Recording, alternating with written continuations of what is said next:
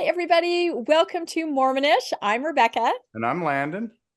And we could not be more thrilled about the guest that we have today. We have the wonderful Anthony Miller joining us on Mormonish. How are you, Anthony? I'm doing great. Thanks for having me this evening. Oh, we are just I want to use 4 or 5 so excited to have you on the episode tonight. We have wanted to talk to you for quite a long time. So this is just wonderful. We really appreciate you being here. So I'm going to start out by reading Anthony's bio, and then we will just jump right in. Anthony Miller has been a frequent podcast guest and speaker on topics related to faith crisis, community, relationships, and about life after deconstruction. He shared his personal story on Mormon Stories in August of 2019, and last year, in 2022, he shared his story in a TEDx talk under the title, Thriving and Building Community After a Faith Crisis. I'm guessing most of our viewers have seen this. Anthony created and co-leads a Thrive Mormon Spectrum group in Billings, Montana, where he lives in a mixed faith marriage. He recently launched a new podcast called Life After Deconstruction. Welcome, Anthony. Thank you so much. I appreciate it. Thank you. This is going to be wonderful. So the reason I got so excited about that TEDx talk is you've seen that, Landon, isn't that right? Oh, that's how I came to know Anthony. Was I saw that TED Talks. I just fell in love with it and with you. It encapsulated everything I went through in just such a sweet manner. I was just the whole way through as you were going through, I was just going, yes, that's what happened. Oh, that's what happened to me. Oh, I felt that way. And so I just related to it so much. And so I could see why it had so many views and everybody. I mean, you just blew up overnight when everyone saw that, I think, because I think so many people could relate to what you went through. Thanks. It was a pretty vulnerable thing to do. I mean, the backstory of my TEDx talk is,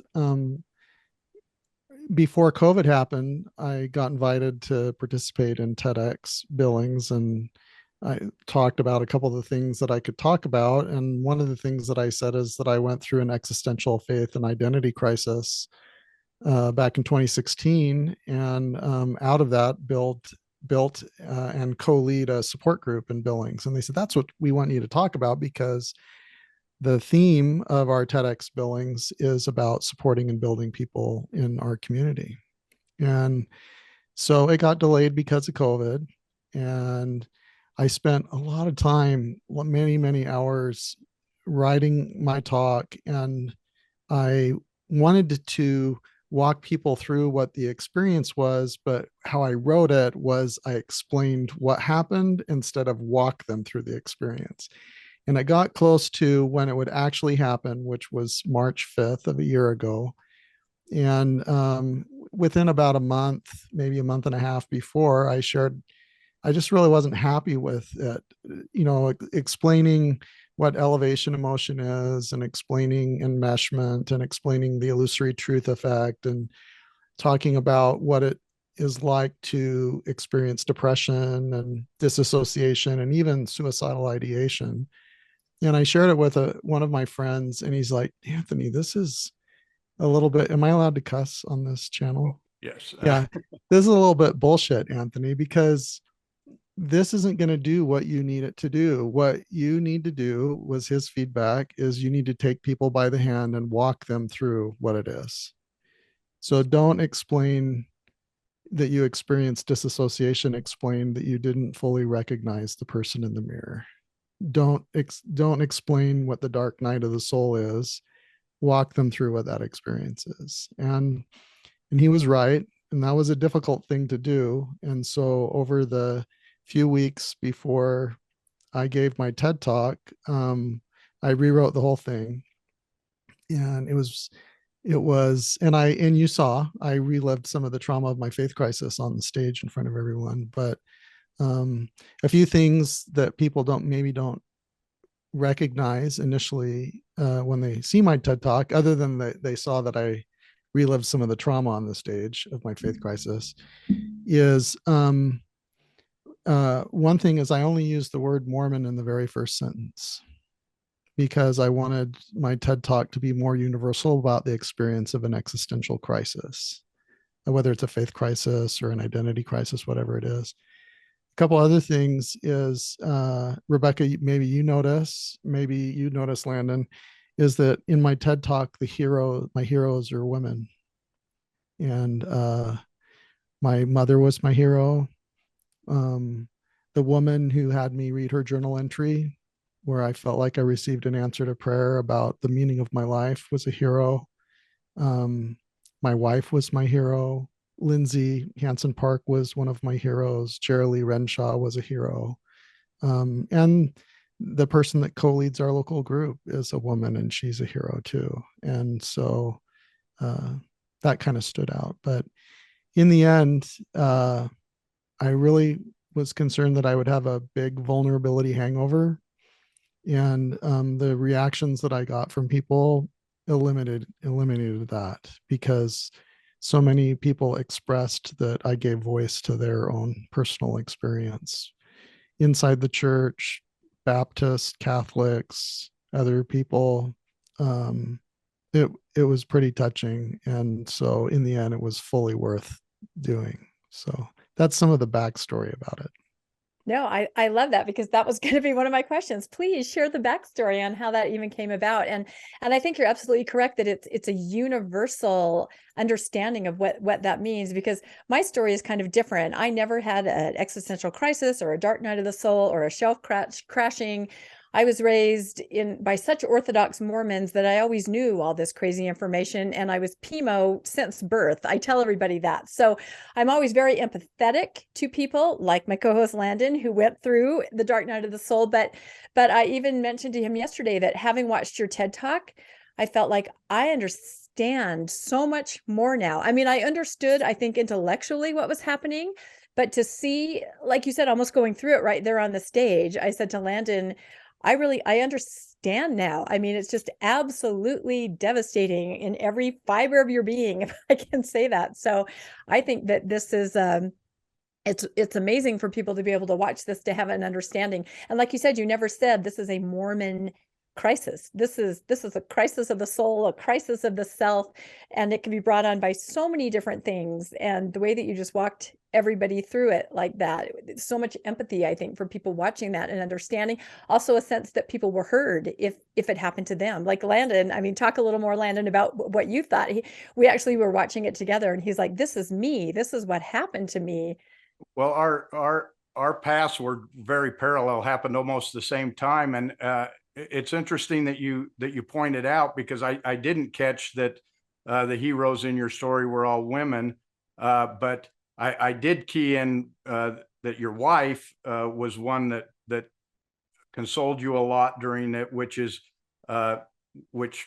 keyed me in real quick, because that's a difficult one. If your wife's a believing member, that she can console you during that, because it's just as devastating for her at that time as it is for you, because I had that same thing. And when I told my wife, she was devastated.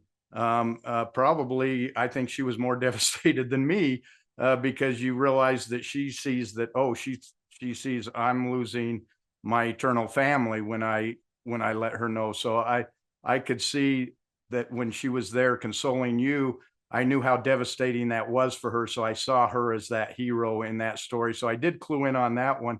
And then the lady who came that happened to be in town when you were looking out and reaching out for somebody to talk to, I looked for that somebody for 3 years. I was like, I can't find anybody to talk to. I can't find anybody. And for me, I found that when I was on Reddit, and I found somebody who was posting that they wanted to start a post-Mormon book club. And was there anyone that wanted to join? And I was like, this is what I've been looking for. And for me, that was Rebecca. And so my heroes were also women. And so many of the people in the post-Mormon experience that I've been through, that I've got through it with, have also been women. And I think there's just something, for me, it's women seem to be a little easier to talk to about these things. I think there are men out there that can do that. And that's one of the reasons why when I heard your story, that was one of the first times I'd actually heard here's another man who is expressing the same thing I went through. So I was able to bond with you somewhat in that TED Talk. That's why it was so, for me to hear that, I was like, oh, there's another dude out there going through that same thing that I'm going through. So I really bonded over that from that standpoint. Well, I really appreciate that. Thanks. Yeah. What a couple things that I've noticed over the years. So my faith crisis happened in 2016. And so it was April 29th of 2016. So it'll be 7 years within about a month now. And a couple of things that I've noticed is, and this is an overgeneralization, but it is somewhat representative, is that women in the church have, I think, potentially a greater propensity for nuance because they're already dealing with some of the messiness of, not being treated fully equal in terms of how decisions are made. Like, it was just only in recent history where the ward council planned sacrament meetings, and before that, sacrament meetings were always just planned by the bishopric. There wasn't really any input from women,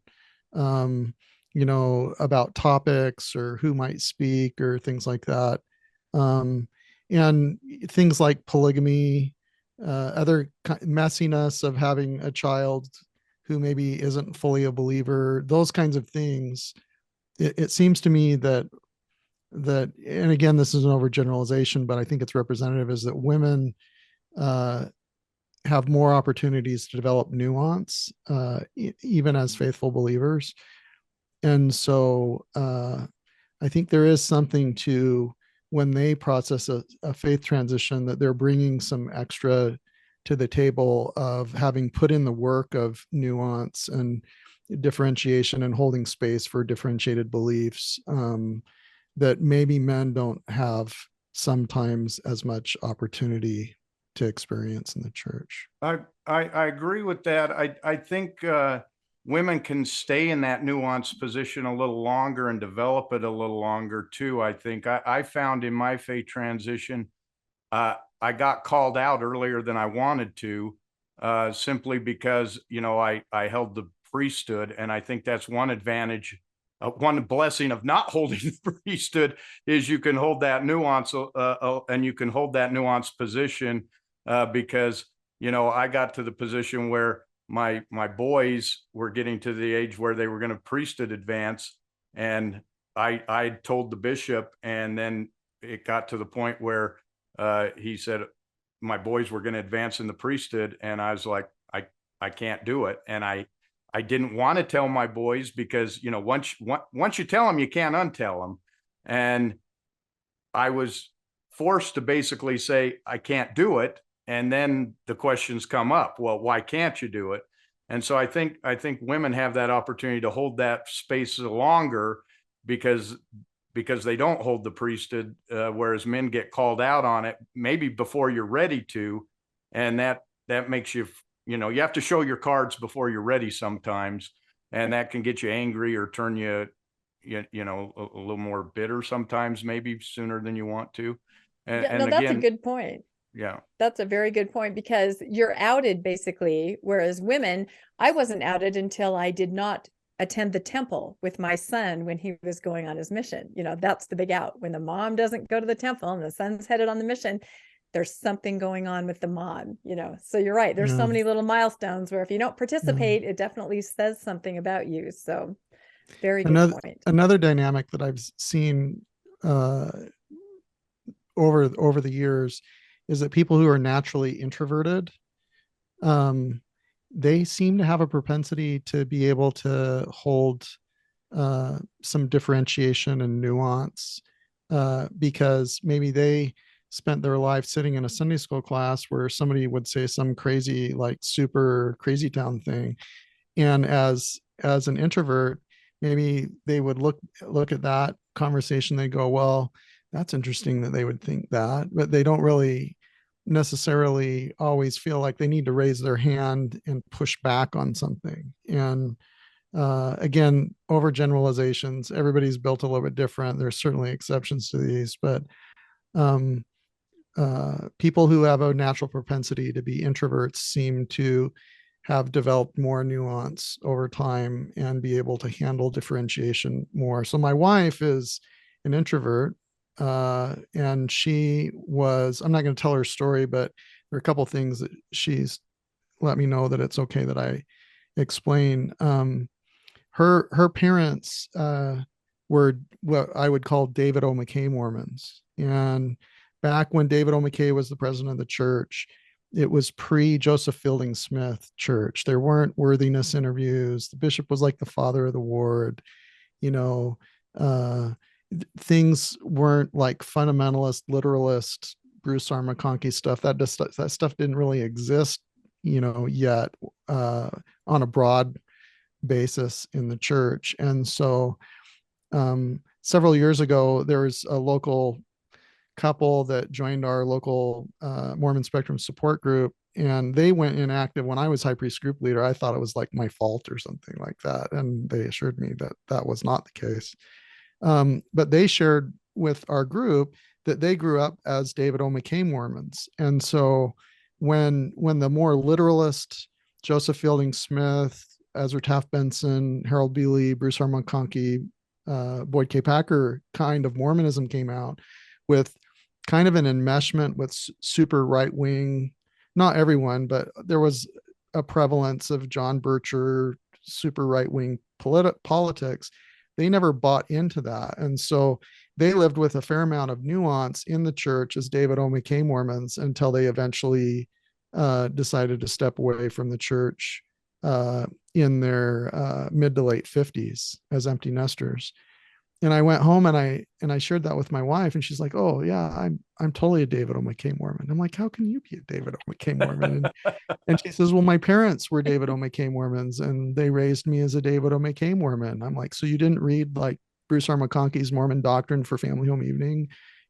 She's like, "No, I don't even think we had a copy of that in our home." And I'm like, oh, we were in a mixed faith marriage all along. I didn't even know it, right? So she's just has a tremendous amount of insight and grace and approaches things with beauty and nuance in an amazing way because of how her parents raised her. Wow. And I have to say that what you just described, the Bircher Mormons, that was my upbringing. So, yeah. I mean, book for book and Skousen and all of that. Yeah. Right. And so that's what I mean when I say, as a little kid, I was like, there is just something, it did not mesh with me at all. And which is why I say I was always Pimo, because what I was hearing at home, it just couldn't be that way. And so I always felt that way. So that is fascinating, because you're right. You don't have to be in that era. It just depends on how you were raised and what your parents thought. So that's absolutely fascinating. What are you, Landon? My father was actually a convert. So he never, I wasn't, my mother was from kind of a longer stock of Mormons. So I kind of had a mixed, but we were probably normal Mormons. My grandfather was not a member. So, I grew up around, drinking grandfather on one side and, Orthodox Mormon on the one side. My parents, they raised us, but we were pretty normal. So, but my whole family was very believing and very active. And so it was a good childhood and everything. I appreciated my parents, and I appreciated the community I grew up in. And so I was absolutely devastated when I started finding out the things I found out, but I was just heartbroken when I heard, your story, because mine kind of developed over time. I started finding things, and I started going, something's wrong here. And I started mine for several years. I was digging in, going, something's not right. But yours was almost overnight. It was like I think you said your son came out as gay, and you were trying to deal with that. And then you found the gospel topics essays, and like in one night you read them all. Yeah, it's like, wow, just stab yourself in the heart in one night. It was one long 3-day weekend. I'm super analytical. That's kind of how I'm built. I own a financial planning firm. I've been in the business for 32 years. I have a couple of graduate degrees related to that, a lot of professional designations. I'm an entrepreneur. I've been a college professor. I've taught finance. I'm that analytical person, right? So I had super heavy shelves, including some of the things that are in the gospel topics essays that I had always been led to believe were anti-Mormon lies. But I just had accumulated so many things of dissonance, but I attributed such a strong meaning to my spiritual experiences that I just shelved, those things in faith. And yeah, that's what it was. Our son came out to us as gay. I My political bias with regard to social issues is that I had been a social libertarian for a very, very long time. Like, I believe that it was helpful for government to stay out of private lives, kind of thing. And so when our son came out to us as gay, I couldn't shelf that. And I went online to search for resources as how to support our son, somehow being believing, but also not believing that God would want him to live a life completely absent the kinds of comprehensive intimacy and relationship that a married couple shares. And I stumbled across the gospel topics essays that weekend. I didn't know how to make sense of them. I was in the dark night of the soul. I searched for information on them. I found Mormon Think that gave reviews of them and does kind of a takedown of them. And I continued to search, and I found Mormon Stories, and I watched Tyler Glenn's interview, and I watched Jeremy Runnels' interview on YouTube. And then I ended up reading the CS letter. It was like 3 days with almost no sleep. This is all in 3 days? Yeah. All the gospel topics essays. And then was your wife out of town, or was she? Yes. Yes. Yeah. So my daughter was about to graduate from high school. She was sleeping downstairs, and I was upstairs in our bedroom. It was early in the evening, maybe 6-7 o'clock. I don't remember the exact time. My wife was down in Utah helping our son move from school year housing to summer term housing, because he was going to school year round to get his bachelor's and master's in computer science at Utah State.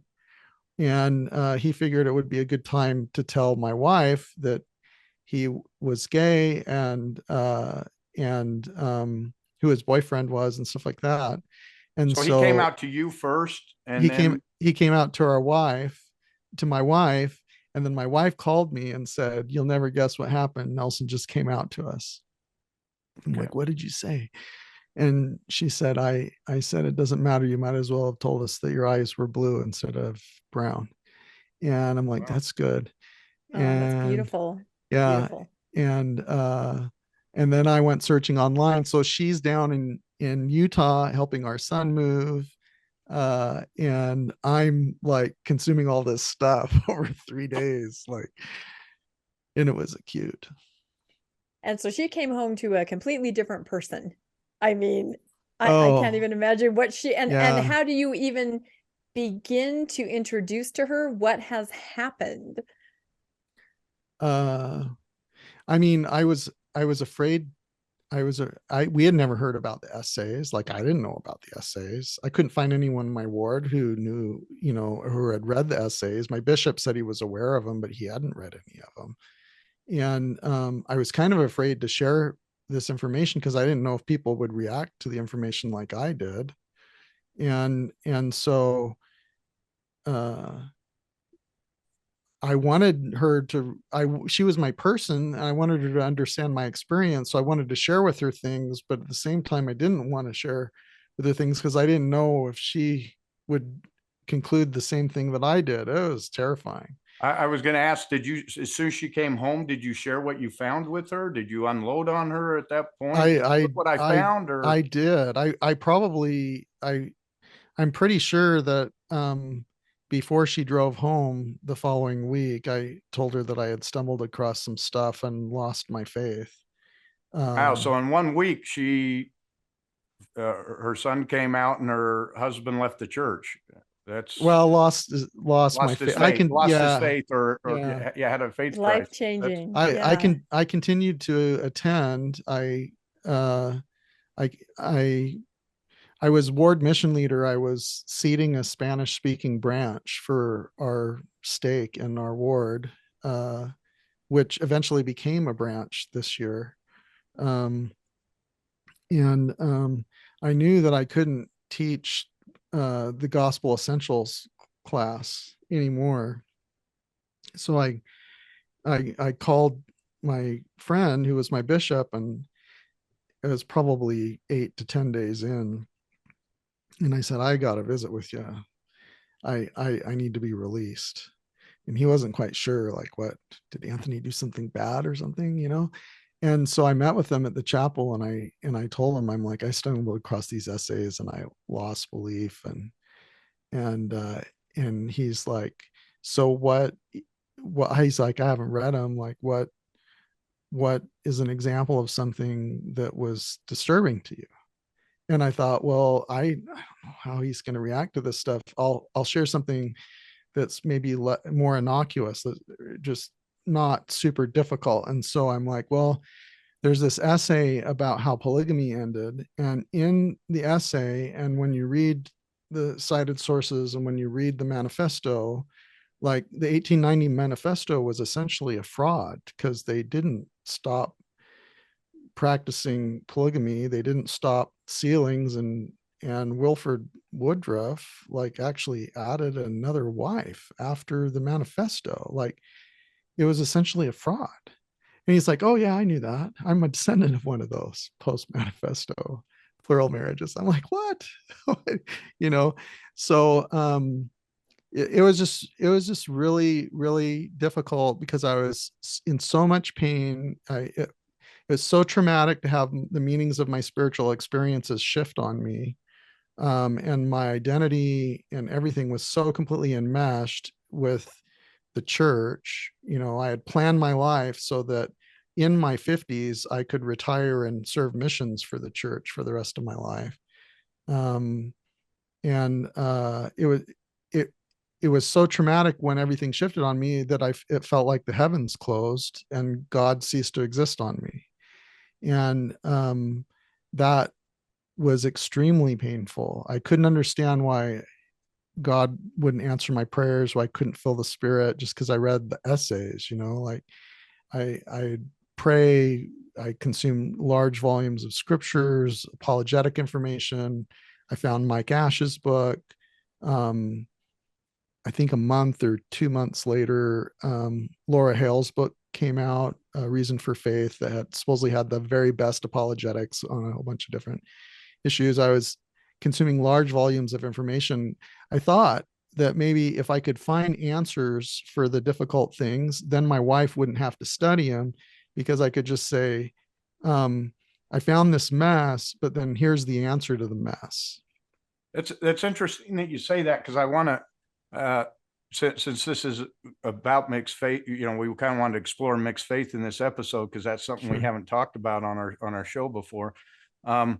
I did a very slow roll, as I talked about. I took 4 years, and as I started finding things, I said, I'm gonna very carefully, I'm gonna take the New Testament, the Old Testament, the Book of Mormon, and then the Doctrine and Covenants and stuff, and I'm going to study each one, but I'm not going to use church sources. I'm going to use other sources that may have nothing to do with them, but I'm going to compare those sources and see what they say and overlay them and see, compare and contrast, and see if the truth overlays each other and supports each other. So I started doing that, and as I did so, I'd sometimes bring stuff up to my wife, but I didn't want to concern her or bother her with things as they'd start bothering me, you know. And after it was all over, and you know, it was at the end where I kind of came up and said, I've made a decision that this is, you know, I've lost my faith.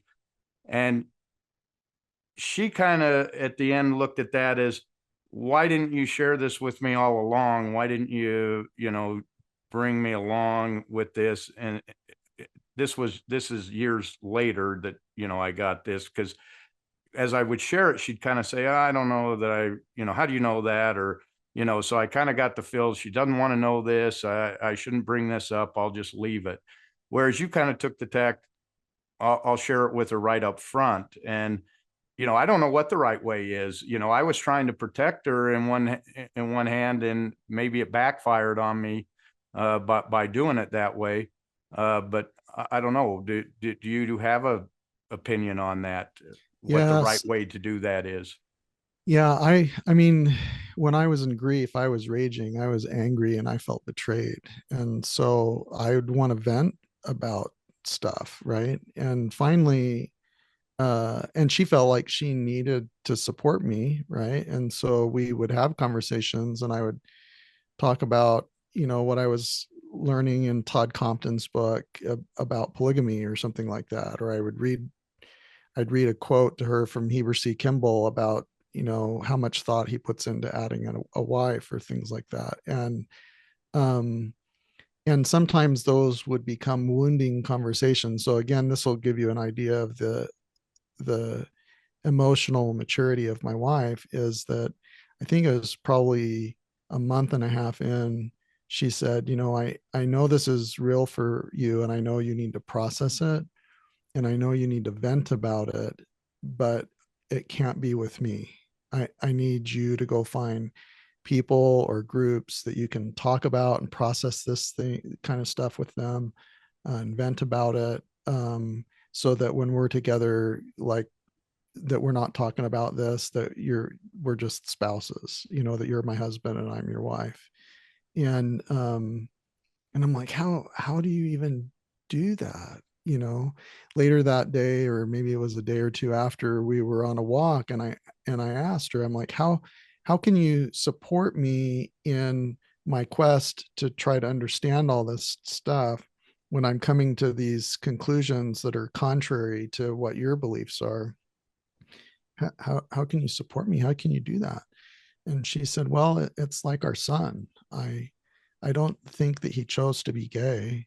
And I trust my son, and I trust God, and I trust that God wouldn't want our son to live a life absent emotional intimacy. And so I trust my son, and I trust God, and I trust that it'll all work out in the end. And that's how I feel about you. And I was such a concrete linear thinker. I'm like, how do you even do that? Right. But she did. And obviously, she definitely experienced grief, and she experienced shifts too, because she had these ideals of us being temple ordinances workers together and going on missions, and to having the priesthood in the home and things like that. So she definitely grieved, and there were times that our conversations were pretty wounding, but over time, setting that boundary of, these are things that we'll talk about and these things that we're not going to talk about.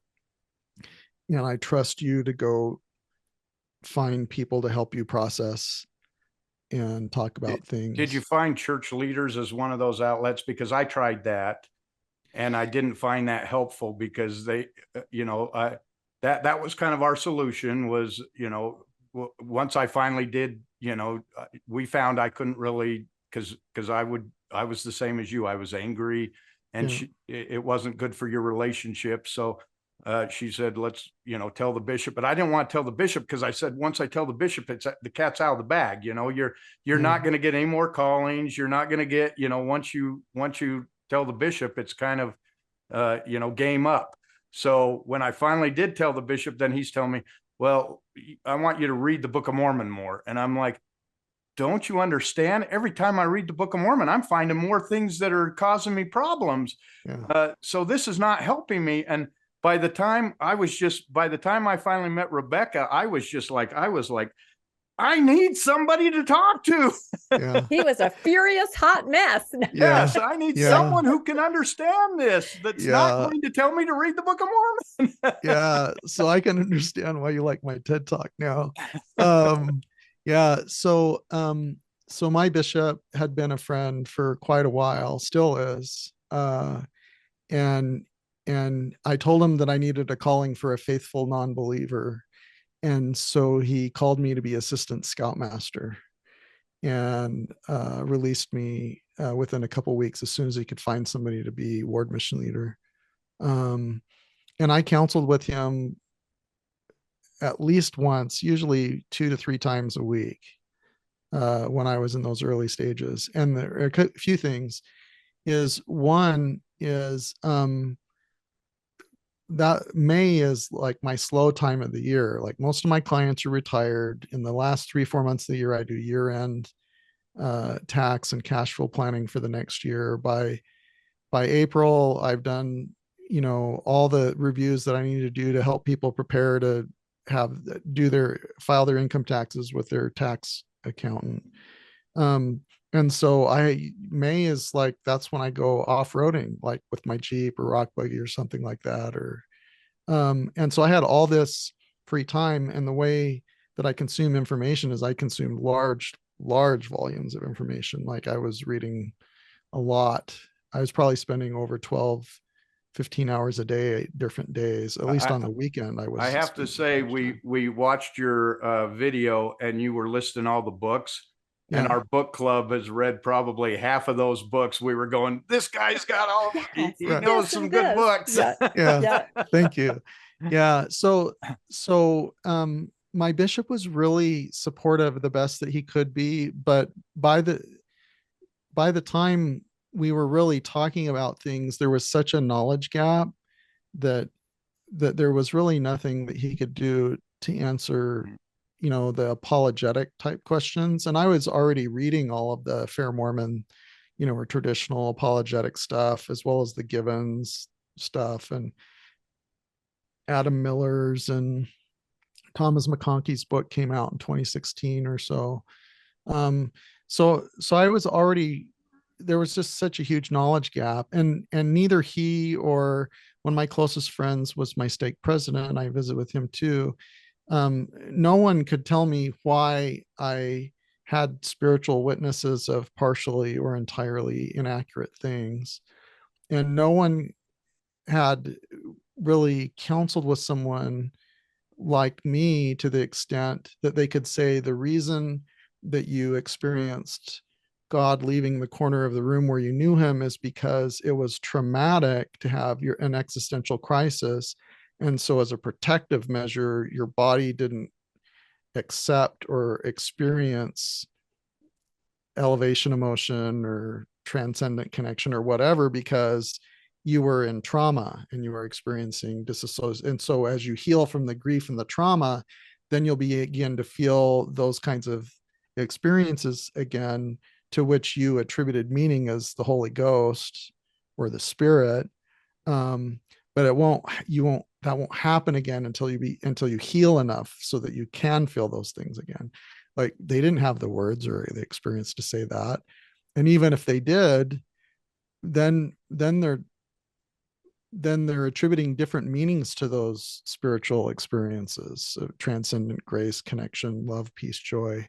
And so they couldn't answer those questions. And when I would talk to apologists, they couldn't answer those questions too. It actually took people who had gone through existential crisis and experienced, Gina Colvin refers to it as God leaving the corner of the room where you always knew him.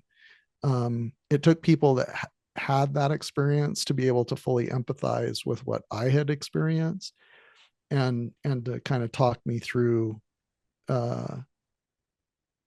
whether I would have those experiences again. So how did that with your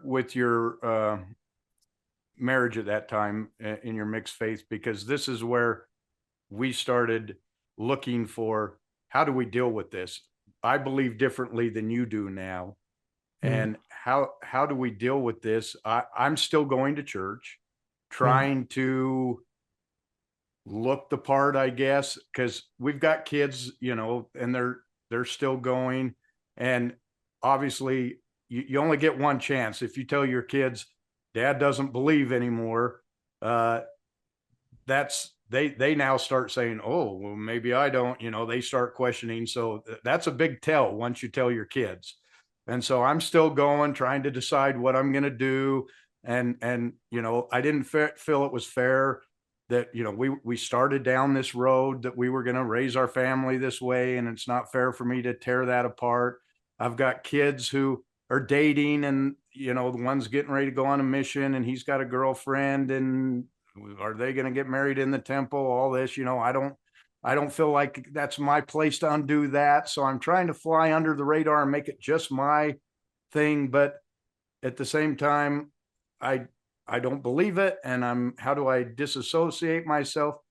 And I can't find any program or any help for how do I deal with this in my marriage. Where were you, and what did you do in that situation? Yeah. So to answer what your earlier question is if someone was new into it, I would say, from my experience, I would say to let your spouse know on the front end that you're experiencing shifts in faith.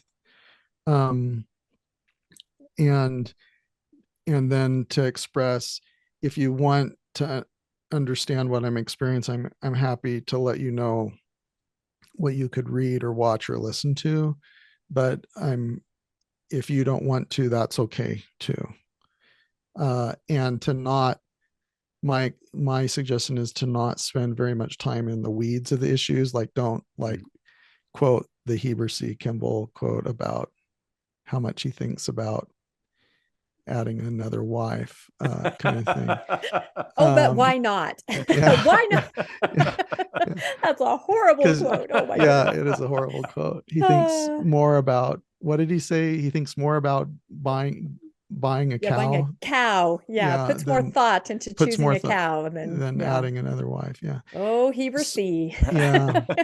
So I think it's helpful to let a spouse know up front that I'm experiencing a shift, but to not rage about the weeds if that spouse isn't in a place in their life or has a desire to unpack the same weeds, basically, is how I feel about it. So it's being transparent and sharing, these are the emotions and experiences that I'm having, as opposed to processing the weeds of the information. So I'd back up and I would say, my wife and I are built very, very differently. Like, we were so infatuated. We were married within 9.5 months of meeting. And when we got married, we took like these quizzes, compatibility quizzes, and every single one said, you absolutely should not get married. And we're like, oh, we'll be fine. Right. So whether it was the color code or other kinds of things, we're just built so very, very differently. I'm a very linear, concrete thinker, extrovert, consume large volumes of information. And at least when I was younger, I had a really, really good memory. And so my wife got a Master of Fine Arts degree in modern dance. She's very artistic, very nuanced, very creative, extremely empathetic, introvert, very, very different than I was. So during our marriage, we had to put in work of differentiation. Like, for example, when we found the 5 love languages, as for me, it was helpful because it was a vocabulary or conceptual framework to describe what our experiences were. And so for me, love and emotional intimacy included my wife holding me as I'm waking up in the morning, or sitting with me on the couch and holding my hand, or slapping me on the behind when I'm walking down the hall. It's physical touch. And then it's words of affirmation. So it's seeking to understand my experience. It's expressing kind and encouraging words. It's expressing gratitude. And so that's how I would experience. That's how I'd experience, and that's how I would communicate love and emotional intimacy to my wife. And my wife, her primary love language is quality time, which isn't helpful for someone who's in grad school and then building a new business, as having a spouse. So her primary love language is quality time. So playing board games, going on walks together, even doing the dishes together can be a love experience, because it's a together activity. And then so quality time, and then acts of service. So for her, there's love in taking the garbage out, where for me, like if she never made my favorite cookies, I would never feel unloved, right? But if I made her favorite thing, like and cleaned up afterwards, like that would be a big deal. So you are speaking my language right there. That there your you wife go. and I think we have a lot in common. Yeah, that sounds like heaven. Yeah, there you go. So we put in a significant amount of work earlier in our marriage, like 7 to 10 years of being married, learning to become multilingual with the 5 love languages. And we initially experienced a lot of heartache of that differentiation of how we expressed and received emotional intimacy. But over time, it didn't become a painful thing, because when my wife would see me going out of my way to express love and emotional intimacy to her in ways that are meaningful to her, she could tell that I was not only being attentive, but I was being intentional about doing those things. And when she would do those things for me, same thing. And so because we're so different, and because we put in differentiation work, for example, with the 5 love languages, that gave us kind of a foundation that we could draw upon when we differentiated with regard to our spiritual and religious beliefs. So yeah, it sounds like you and your wife are just amazing communicators. And starting at that baseline, it's no wonder that you were able to navigate through what came next. So I'm curious what outside sources you found. We talked about how now you were not able really to talk to the religious leaders on the level that maybe you needed. Who did you find? What did you find? I think that's a big question. Yeah, that's a big question. So early on, ex-Mormon Reddit was too sharp for me. Mormon Stories podcast community on Facebook was too sharp for me. And in a podcast episode, it was either a Mormon Matters or a Gina Colvin, A Thoughtful Faith podcast episode. One of them mentioned the A Thoughtful Faith Facebook group as a place for people who experienced a shift in faith, but they're now called Waters of Mormon for the listener viewer. But as a place for someone who wants to remain productively engaged in the church in spite of a shift in faith. And so they do heavy vetting, and it's a heavily moderated group too, so that it can be helpful and safe for people who were like me in the beginning, right? So I joined the Thoughtful Faith group, which is now Waters of Mormon, and that group was really helpful for me. And that's how Lindsay Hansen Park found me. She's the creator of the Year of Polygamy podcast, which everybody should listen to at least the first, 100 episodes of Year of Polygamy at the very least. And she's now the executive director of Sunstone, and organizes the annual Salt Lake City Sunstone Symposium, and then coordinates with the magazine and things like that. Anyway, she was visiting her best friend in Billings, Montana, and I had just barely posted, how much I was in the dark night of the soul. I was like 6 weeks in. And she's like, no way, I'm in Billings. Like, let's go to breakfast tomorrow. And so I think it was probably on a Friday morning at an IHOP over pancakes and French toast. I told my story in person for the first time with someone who could fully hold it and experience. And she had certainly heard hundreds, maybe thousands over the years of stories like mine, but she held my story as if it was the first and only one she had ever held and listened to. And it was just extremely healing to feel validated, and for her to be able to use words to explain what my experience was, even though I didn't have the words for them. Like she said something like, it probably feels like you're sinking in quicksand, but you're actually standing on solid ground, and the grief that you feel and the anger you feel is part of what will burn the ground to prepare it for new growth. And you get to decide what that is in the future. So she had those words from all the work and other conversations that she had gone through. And she told me, you need to come to Sunstone. I'm like, isn't that for like nerdy, fringy people? And she's like, yeah, you'll fit right in. Like us, that's right. Right. And so at the end of the last week of July, I went down to Salt Lake City. I live in Billings, Montana. It's about a 9 to 10 hour drive to Salt Lake.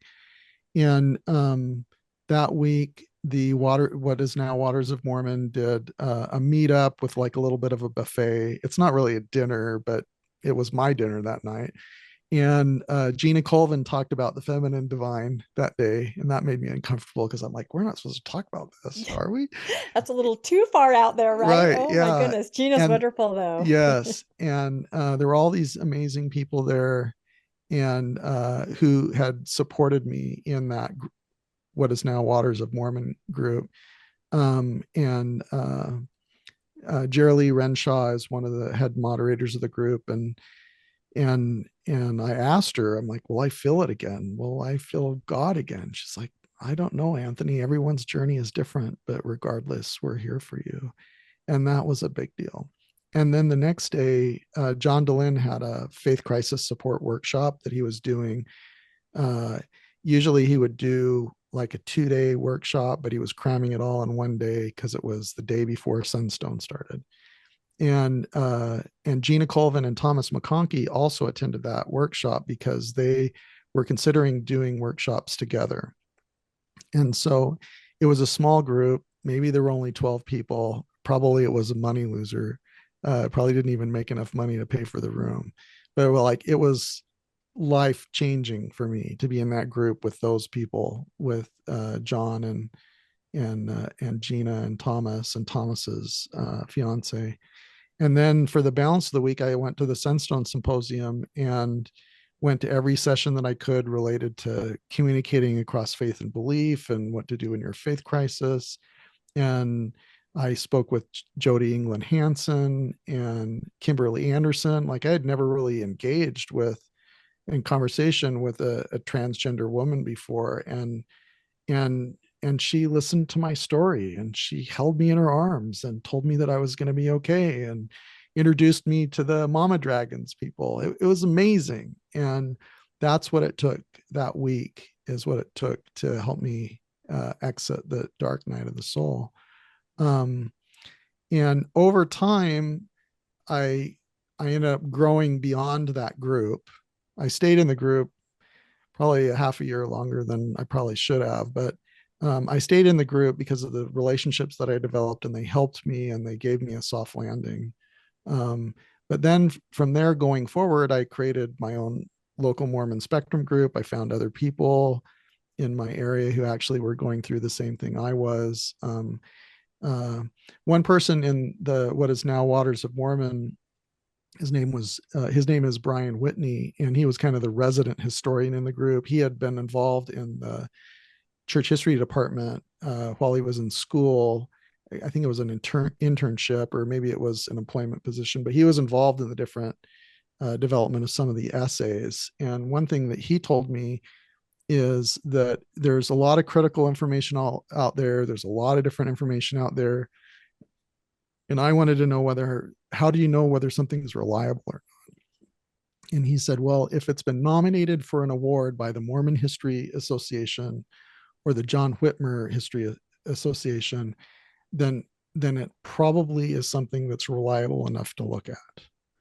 And so when I built my book list, or my queue of the things that I would read, I took that into consideration. And so that affected some of the books that I bought and read. And then when it came time, Landon, you talk about biblical scholarship and stuff like that. After I had deconstructed enough of Mormonism, that the next step was to deconstruct scriptures and biblical history and biblical scholarship.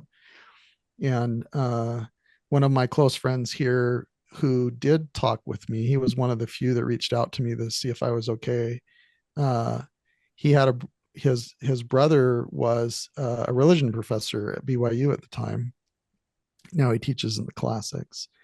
And he said, well, my brother told me that if I really want to unpack this stuff, I should start reading Bart Ehrman and start with misquoting Jesus. That's where I went. Yep. Bart Ehrman. Yeah. So you guys have a lot in common. Yeah. So that was the first one. So So I transitioned from my faith crisis kind of started with church history and the recognition that my spiritual experiences were something other than what the meaning that I attributed to them before. They were something different than that. And I kind of say that my faith crisis pretty much ended. I still had grief work to do. I still had trauma to process. I still had to reconstruct what my moral frameworks would be and things like that. But my faith crisis, I think, pretty much ended by studying biblical scholarship, because when I found out about how the 5 books attributed to Moses were developed and who wrote the Bible. Did you read that one? Yeah. Fantastic book. Richard Elliott Freeman. Yep, Richard Elliott. Yep. Absolutely spectacular book. Yes. Yeah. And so when I unpacked that and the implications of that for restoration scripture and for restoration theology, that really, my view, foundationally relies on the literal historicity. Relies on all of it. It takes everything a lot down. of the So and then Bart Ehrman and other biblical scholars about New Testament stuff, which again, like, it made it so interesting. Like the Bible's a beautiful book when you realize. That's what we kept saying. It is so, once you understand how it's written, you go, this is so awesome to understand now that you know how to read it. Yeah.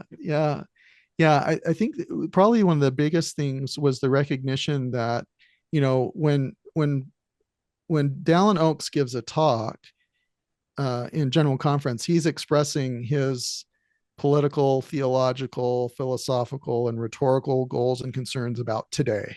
Yes. Right. And he might, draw on different sources, and he might even include, reference to poetry and other kinds of things in a talk. I mean, some of the general authorities do that. And if someone 200 years from now reads a Dallin Oaks talk and finds some sort of connection or meaning as to what they're experiencing 200 years from now, they might perceive that Dallin Oaks was intentionally prophesying about the future 200 years from now. But he wasn't. His talk was about today. And when in studying scriptures, in realizing that the texts that are in the Bible are that. They are the writer or the redactor expressing their philosophical, theological, and rhetorical and other concerns, political concerns, especially political about their day. Yep.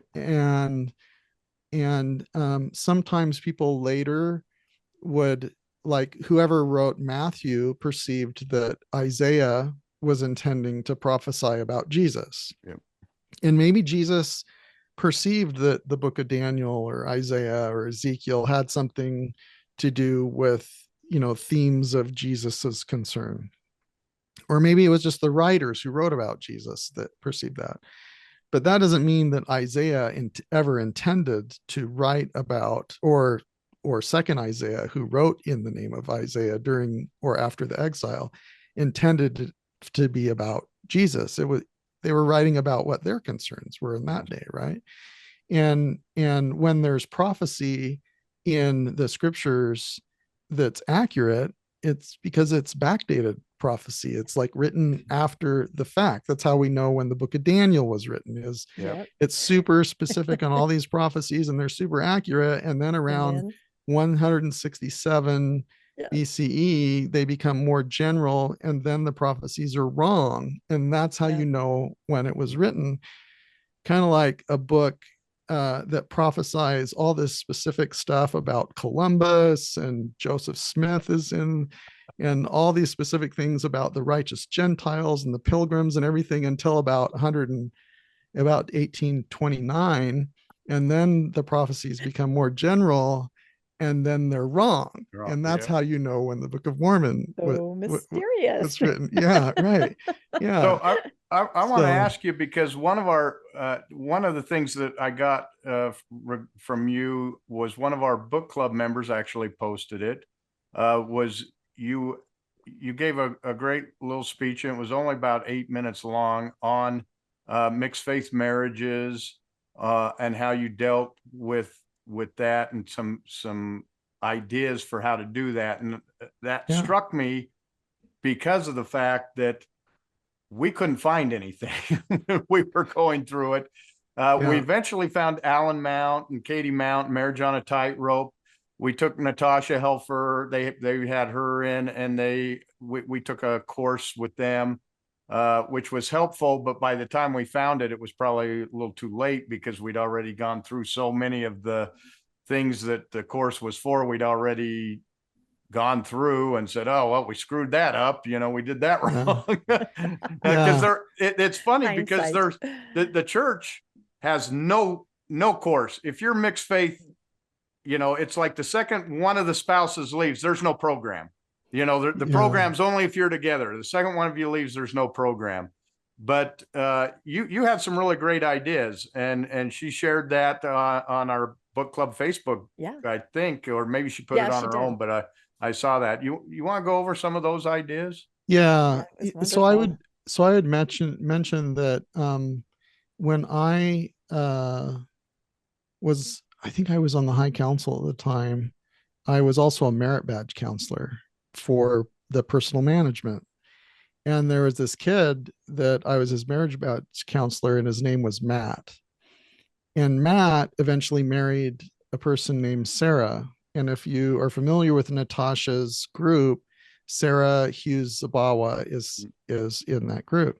And it turned out that Sarah ended up moving to Billings because that's where her husband has come from. So her husband was like, I was his merit badge counselor. Anyway, so Sarah is a therapist, and she is extremely insightful when it comes to dealing with mixed faith marriage kinds of things. And she co-leads our local group, Mormon Spectrum group. Oh, okay. And so a significant amount of what was helpful is there still is a Facebook support group called Mormon Mixed Faith Marriages, although they might have renamed it because Mormon's a major victory for Satan kind of thing. But there's that one, and the Mounts were in that group in Facebook too. And so I learned a lot from other people there. I learned a lot from Sarah because she's a therapist. And then I've learned a lot from the Mounts journey and the participation of others there. And then as part of my deconstruction, material from Brene Brown was super helpful for me. And she talks a lot about differentiation and setting boundaries and holding space for people and things like that. And so in any event, those are things in addition to the work that my wife and I had done before related to I just spilled my water. Related to differentiation about the 5 love languages. We found other resources that we could read or share together that helped us in our mixed faith marriage. There's another person who her name is Christy Money, Dr. Christy Money. She's been on Mormon Stories before, and she ran the Mormon Transitions podcast under the Open Stories Foundation for a period of time. And she wrote a PDF about mixed faith marriage workbook. And so we used that as well. So that was helpful.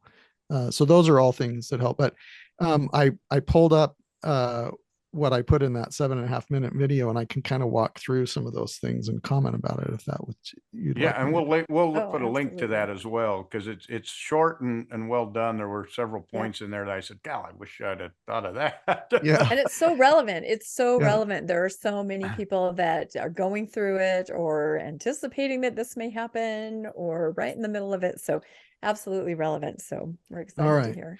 Yeah. So in the 7.5-minute video, a little bit less than 7.5 minutes, I share 5 things that have been really significant for us.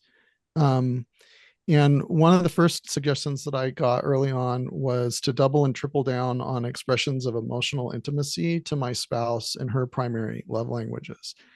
And the reason why that was so important is in order for my wife, I mean, she had enough nuance.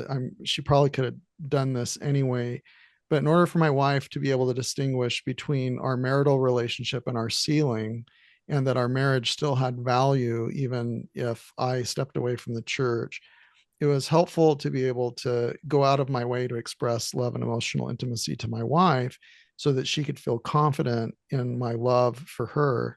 And she could see that even though I was in deep grief and I was processing all this painful stuff, I was really, really going out of my way to be as attentive as I could and express love and emotional intimacy to her in quality time and acts of service.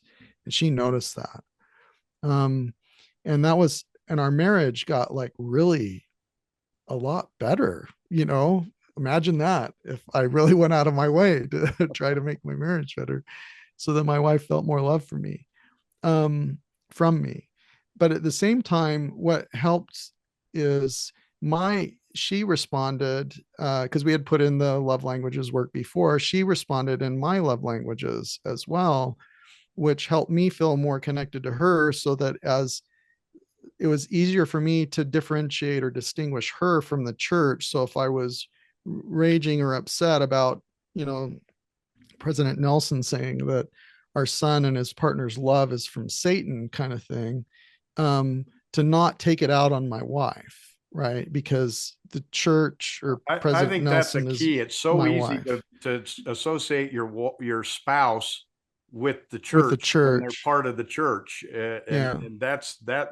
I hadn't even thought about that till you said that in that thing, but you associate them, and you've got that anger against the church, and sometimes it's hard to separate it. And I hadn't thought about that. Yeah. And so that was the first thing.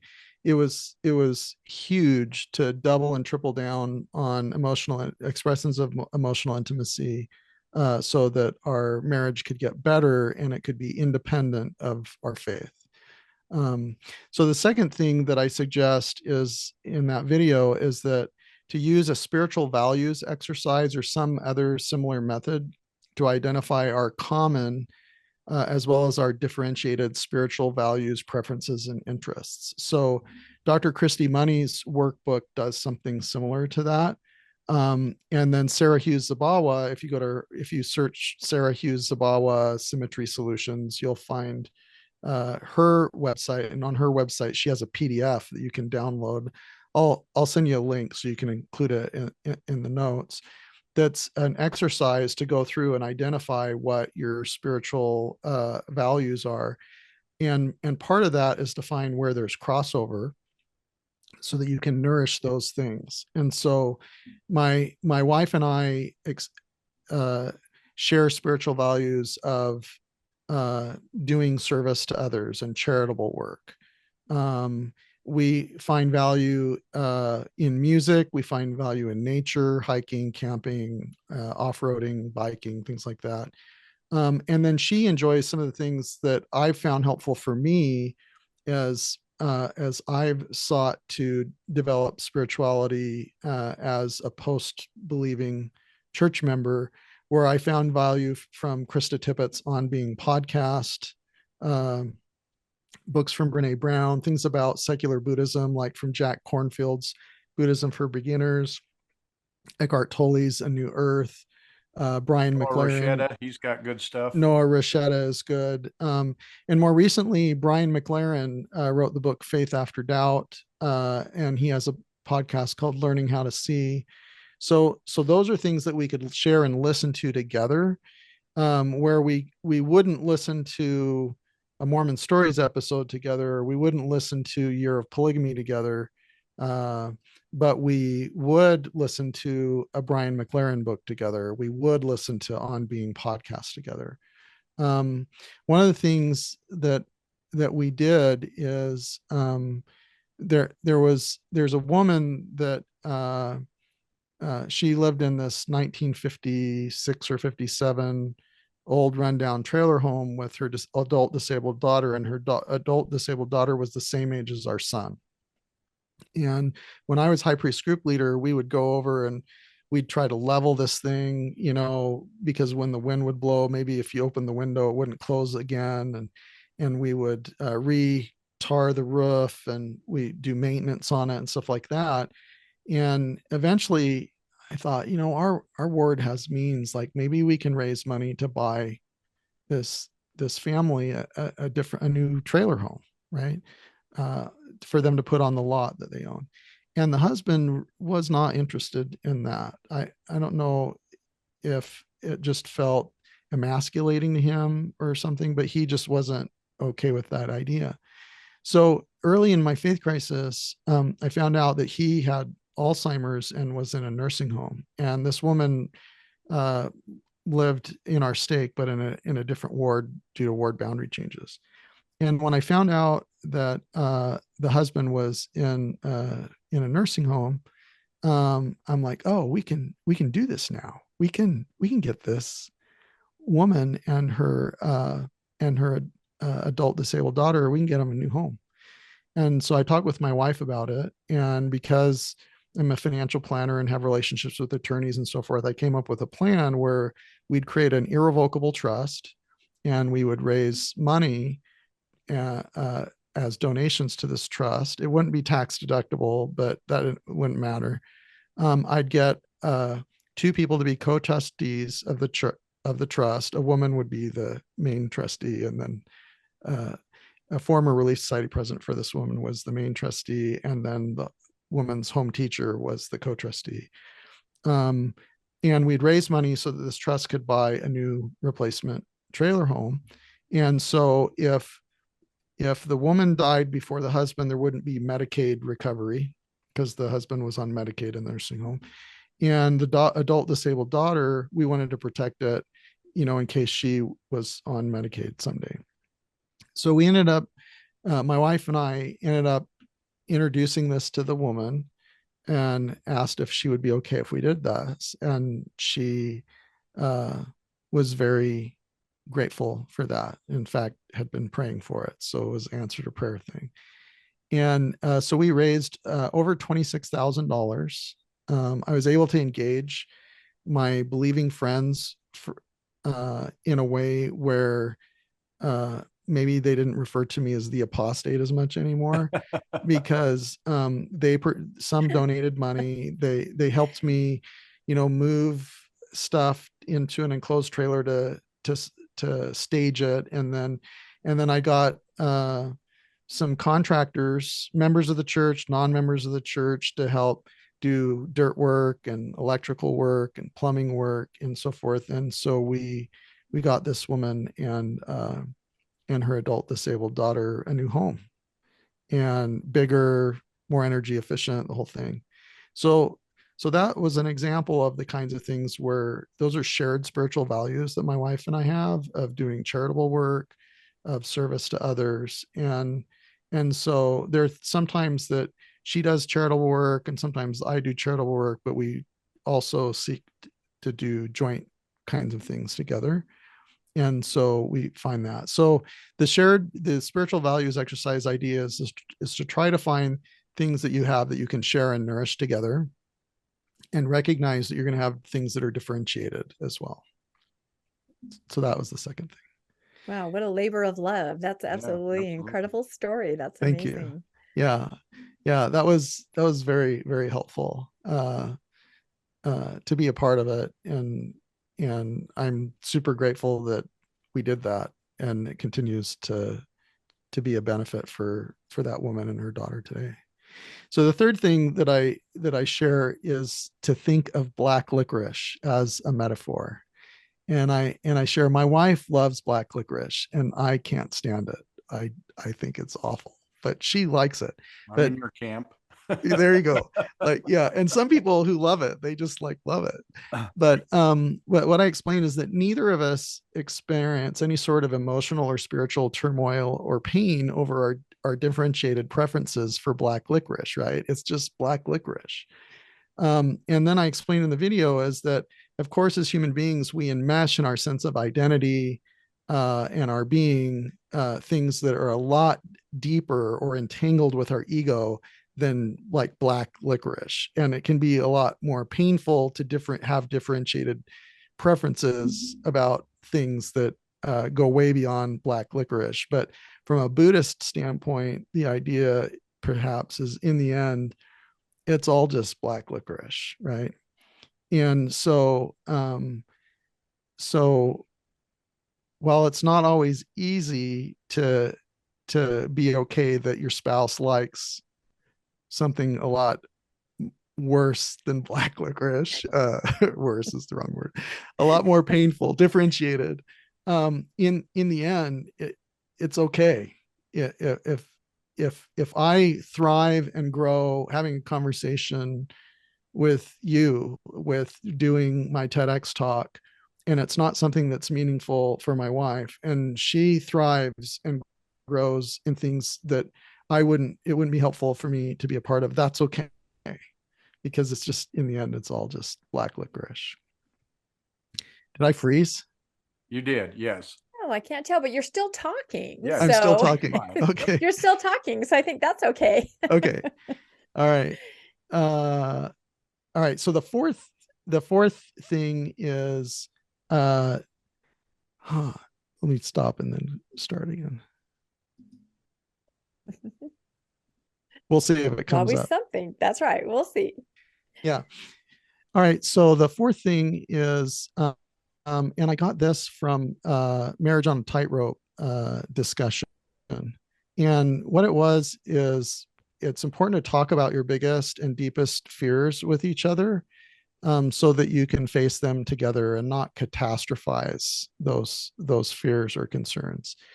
And so my wife's biggest fears included that if I could change how I felt about the church, which I deeply loved, and it was completely enmeshed in my identity and being, if I could just randomly or all of a sudden change how I felt about the church, maybe I could change how I felt about her. And that was of concern to her. Also, what she had a concern is that I might develop emotional and spiritual intimacy with people in support groups that included women, and that she might end up losing me to another relationship because I develop love and spiritual intimacy with people in support groups, right? No, and those are all legitimate things that people worry about. Absolutely. And it's uncharted waters. You have no idea. Sometimes you jump to the worst case scenario, but then again, it's grounded in real thoughts, real emotions, real fears. So I can completely understand that. One of her biggest fears was that as I renegotiated and reconstructed moral and behavioral boundaries, that there could be problems for our marriage. And so when someone goes through a faith deconstruction, they also deconstruct what is the source of their morals and what will it be in the future. And sometimes when people are processing grief or a faith transition, they want to test behavioral boundaries that can get people in trouble. Like if you're processing a lot of grief and you drink a lot of alcohol, it's probably not going to be helpful, or to test behavioral boundaries with regards to sexuality, like people tend to do in college. Doing that in your 40s probably is not going to be helpful. And so she was concerned that as I renegotiated and reconstructed behavioral and moral boundaries, that it could result in problems for our marriage. And I didn't consider that something that I would do, but that was still a fear of hers, that it was helpful for her to not catastrophize by herself, for us to be able to talk about it. So my fears were in many ways similar to hers, that she would decide that she couldn't be with me anymore, having left the church and having my views about the church having changed, and that I might resign someday. And so I was fearful that she goes to the temple as an ordinance worker, and the narrative or the end conclusion of her participation is that someday she'll be assigned to some other man, who's faithful as a plural wife, right? And so that was my catastrophizing fear. So in the end, it was super helpful for us to talk about each other's biggest fears and work through that and talk through them instead of individually catastrophize them, and as well as to set boundaries, like what are things that is a hard boundary for her, and what are things that are a hard boundary for me. So what she told me when she reviewed this before I put it in video, the biggest thing I think in terms of talking about our different fears is that we each put in individual work to increase our confidence that we would both be okay, even if we weren't together. And that made it possible for our marital relationship to be a choice rather than, a fear of the unknown if we weren't together. So, and then the fifth thing is we put in work to, and this is another kind of a Buddhist idea, is to recognize that there are some things that aren't okay, and they're probably never going to be okay. So for her as an introvert who loves the church, it's a significant part of her life, for her to be married to me where I left the church and I'm an extrovert and I talk about it publicly, like that's never going to be okay. Right. And she has made a conscious choice for her in her journey to not unpack or deconstruct the same things that I have. Like she read the gospel topics essays and the cited sources, and that's enough for her. She's not going to go any further. And for me, that isn't going to be okay, because that feels like, if something's painful for me and you choose to do or not do the thing anyway, that kind of feels abusive to me. Like, wouldn't you just do anything, kind of thing. So in any event, that's how I felt. And so what we arrived at is that acceptance that there are not okay things are going to exist, but we want to be with each other strongly enough that we choose for it to be okay, that it's not okay. And that probably was the biggest inflection point in our marriage, when we both talked about it and said, if we were going to unwind our marriage, this is how we would do it. We would both be fine financially. This is what we would do with the house. This is what we would do. We'd both be okay. But we choose us, and we choose for things to be okay. We choose for it to be okay that not okay things exist. And that was probably one of the biggest things. So when I've shared these kinds of things in like Marriage on a Tightrope or in the Mormon mixed faith marriage group, like sometimes that like blows people's mind. Like, how can you choose for it to be okay? The things that are not okay. But what I've shared with you are a few things, is that we had already put in a significant amount of work with regard to differentiation in other things, like the 5 love languages, for example, or how differently we're built, where I'm a risk taker and she's a security driven person and things like that. So that by the time we were negotiating these waters, while it didn't make it easy, it was still very, very difficult. We had already done some work of differentiation in the past. And so just like it's okay that she likes black licorice, and just like it's okay that maybe there's different music that she likes than I like, we can choose for not okay things to exist, that most people would think would be a deal breaker. And I love the idea that you took the fear out of it, because the fear is such a driver in such a negative way. And you remove the fear, and then you can work emotionally and intellectually and socially together to come to the best outcome. So I absolutely love that you were able to do that. That's extremely you inspiring. even said, even if it doesn't work out, we're still right. That's what I mean. The fear that may be an option, Yep. Yeah. Yep. There are a number of people that I've talked to over the years that they're dealing with that question of whether they should end their marriage. And I actually remember sharing this in Delenn's Faith Crisis workshop that week of my first Sunstone. And that is during the financial crisis, when everybody thought the world was going to end. And for a lot of people, it did. Yeah. In 08, 09. What I did with clients is I'd ask them, what are the things that keep you up at night? Like, what is the question that keeps you up at night? And an example might be, well, I'm afraid that the financial system's going to collapse, that the dollar won't be the world reserve currency anymore, and that it's just everything's going to collapse. And so I'd ask, okay, well, let's say that happened. What would you do? What would you want? And like one person said, well, I think it'd be really helpful to have a cabin up in the Beartooth Mountains with like a well on it. And, I'd have wood, that I could use for heat, and I could hunt for food, and maybe I'd have some food storage up there. And then I wouldn't have to worry about it if everything collapsed. And so sometimes I would say, okay, let's do it. Like, you don't have enough money right now to just go buy a cabin for that purpose, but let's go find a lot for you, and you can buy a hailed out camper trailer, and you can park it up there and put some food storage, and then you don't have to worry about it anymore. It's not going to keep you up at night. And so that's that idea. If there's a question that keeps you up at night, answer the question, and then you don't have to worry about it anymore. And so that, I think, is helpful to apply to relationships, that if there's a question that keeps you up at night of what would happen, would we be okay if we decided to end our marriage, is to answer the question, what would it look like? What would you do? And then you don't have to worry about it anymore.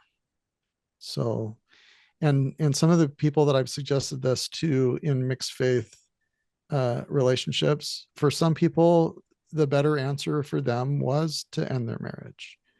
And for other people, that was helpful, because the fear of the unknown of that, how that question is answered, affected their ability to be close and have intimacy and trust in their relationship, because that was blocking. The fear of the unknown was blocking it.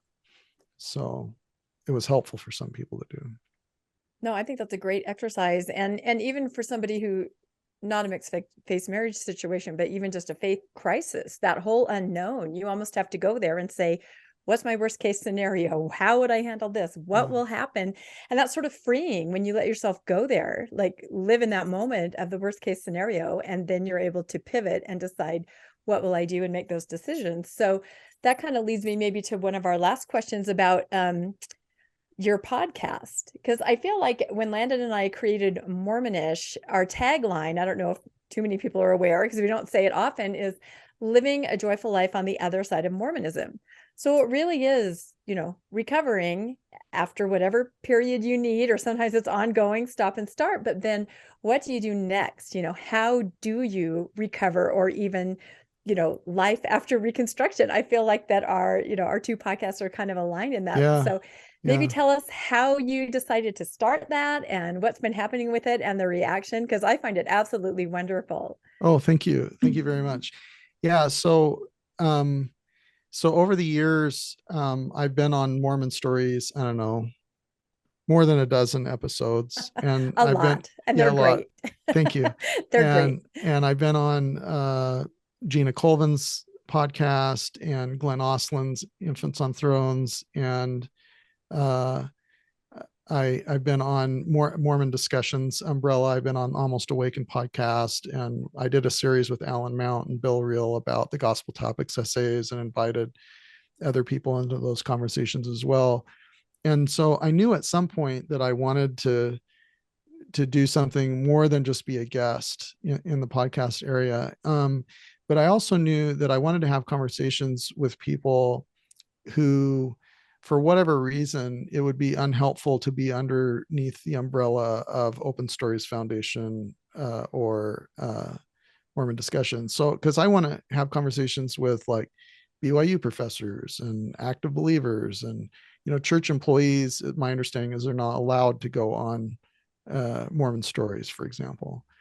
And so I ended up deciding to do my own podcast called Life After Deconstruction. And like you, certainly our podcasts rhyme to a certain extent. I feel like there's a lot of resource material out there for the deconstruction experience. Like, you can listen to Year of Polygamy, and you can listen to the LDS Discussions series with Mike, that he and Delenn, and sometimes Nemo is participating in those. There's lots of deconstructive information. And when I looked around and I saw what was available about what do you do after deconstruction, and the meaning that I'm attributing to deconstruction is unpacking meaning, not just dismantling and destroying every single thing until there's nothing, but like trying to figure out what we talked about scriptures in the Bible, like what does that really mean? Or, or we talked, I referred to spiritual experiences to really try to figure out where did those come from, and what did those mean. I'm still trying to figure out some of those things. But I wanted